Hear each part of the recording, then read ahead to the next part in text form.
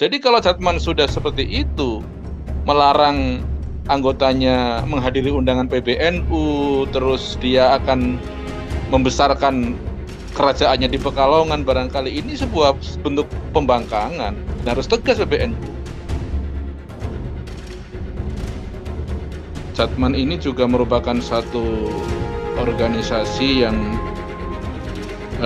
di dalamnya ya tidak sepi dari pergesekan, terutama dari putra-putra para pendiri yang merasa tersingkirkan, di mana telah terjadi suasana yang tidak menyejukkan, terutama dari kalangan para dzurriyyah pendiri Jatman, yakni adanya pembelokan sejarah.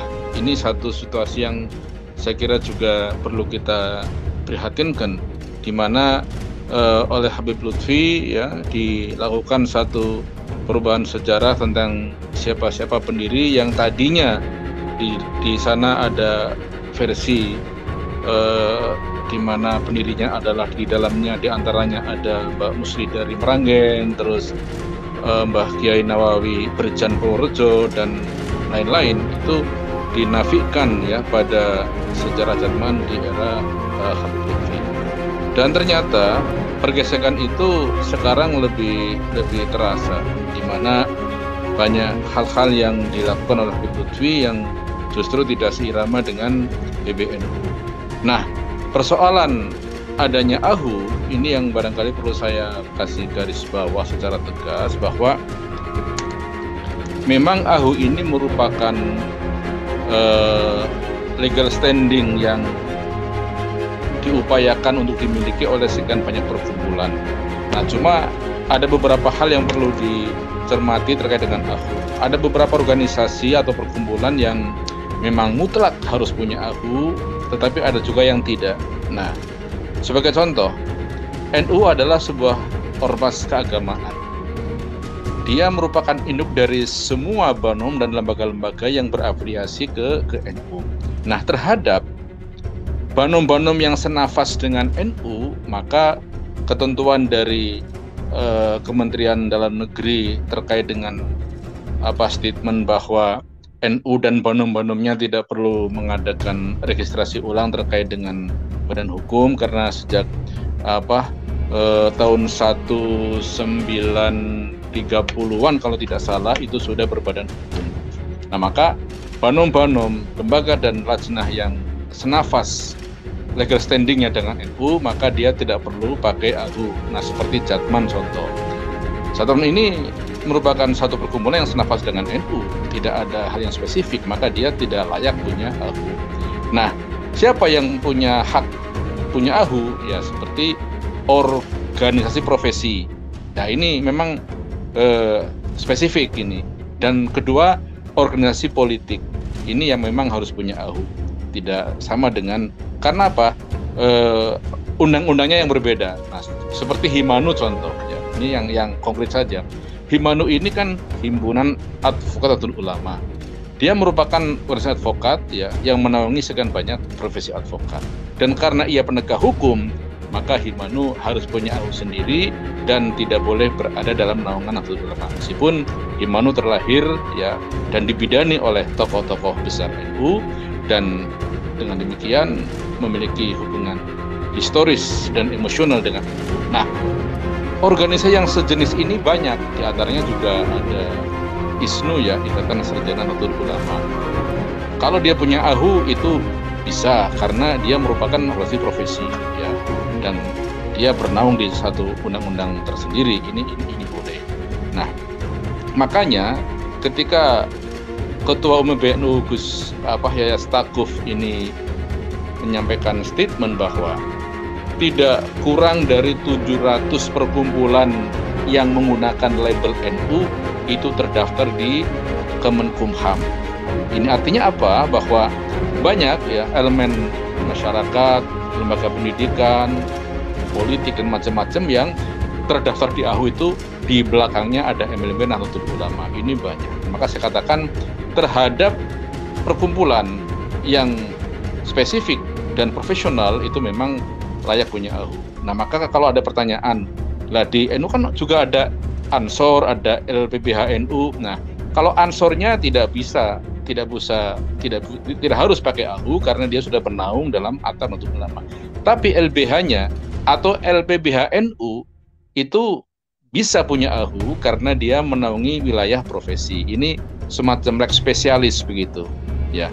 Jadi kayak LPBH-NU terus LBH Ansor itu bisa punya AHU karena apa? Ini untuk mewadahi kepentingan dengan wilayah lain, ya. Karena apa?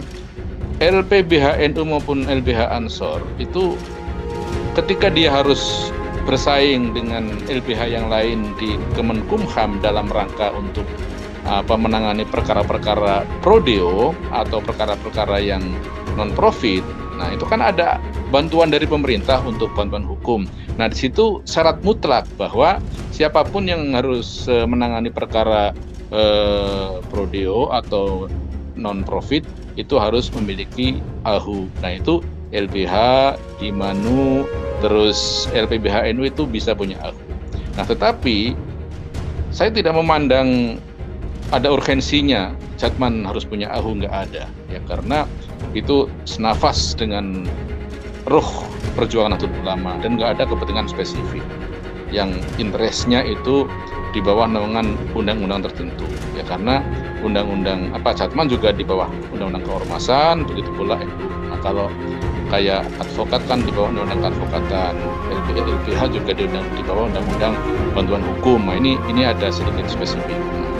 Ini saya kira satu hal yang perlu dicermati. Nah, dalam konteks ini, saya sih teringat ketika Gus Dur itu berikhtiar untuk melakukan penataan organisasi di mana semua elemen lembaga, lajnah, dan banom itu harus dalam satu gerak.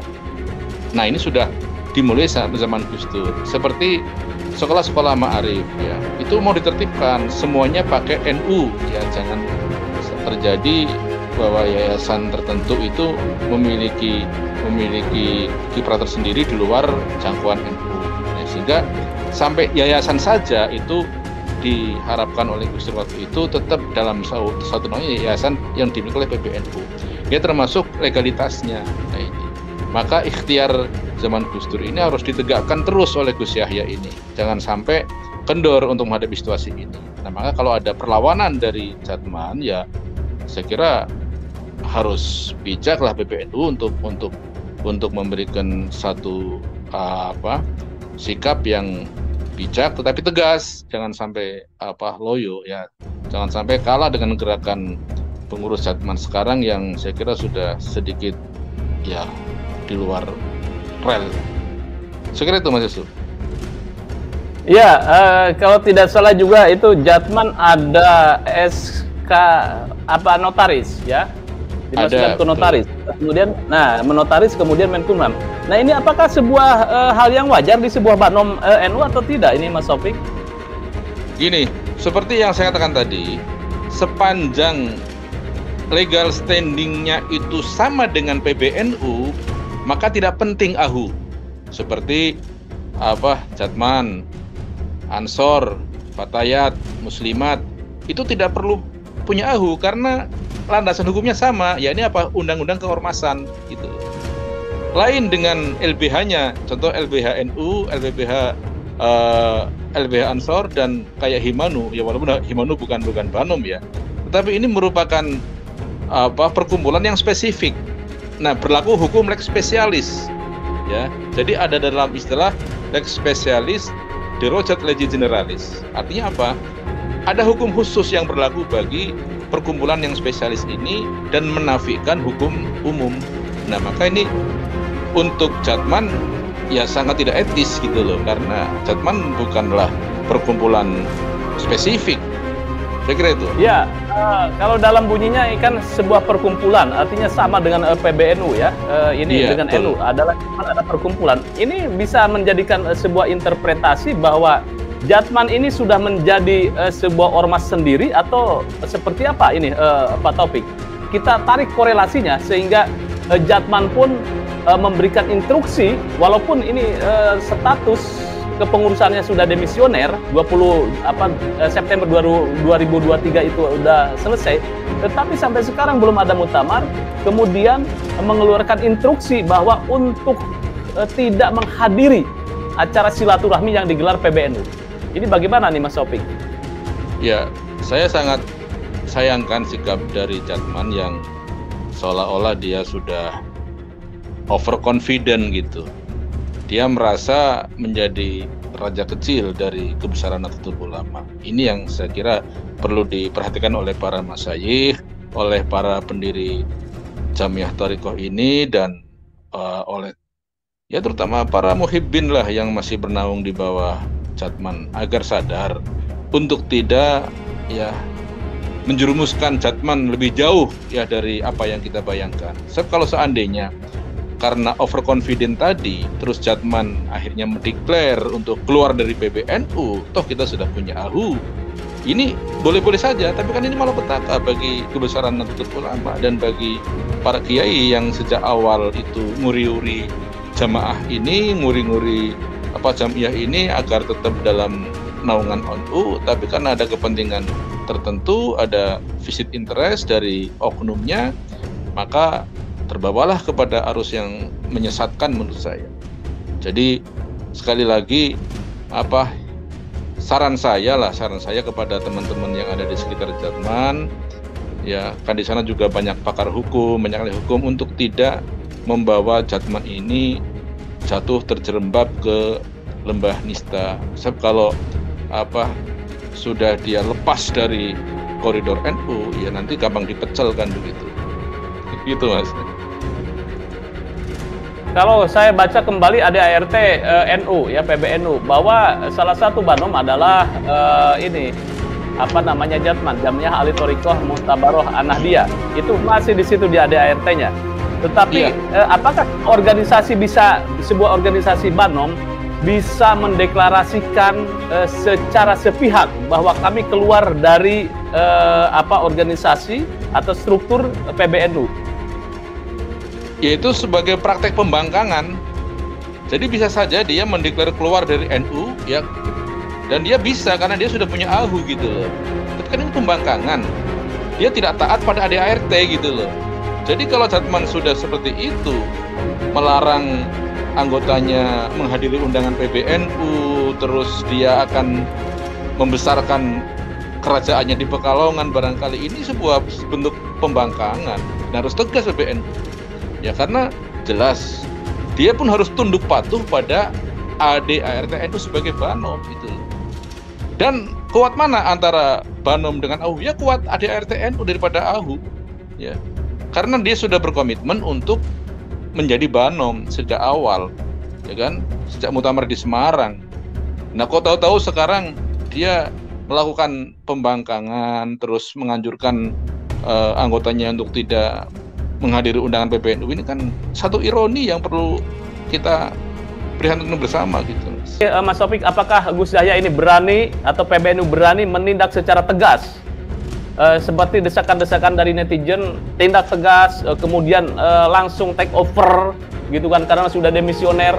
Apakah ini bisa berani PBNU melakukan itu? Harus berani. Amankan lembaga Jatman. Abaikan oknum yang telah memanfaatkan Jatman untuk kepentingan pribadi. Itu yang terpenting. Karena apa? Jatman adalah banom NU. Maka siapapun yang melakukan pembangkangan, ada personality split di sini, maka singkirkan personal itu. Amankan kandangnya, yakni Jatman. Jangan sampai kita sebagai NU itu kalah oleh kepentingan pribadi. Amankan organisasi.